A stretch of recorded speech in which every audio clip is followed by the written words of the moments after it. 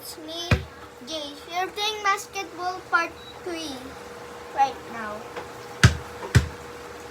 Yeah.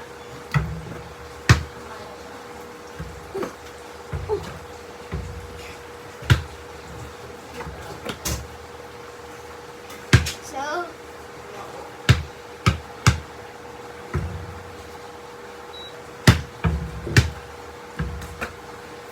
guys, look at this. Ooh! Tapakan mo yung bola.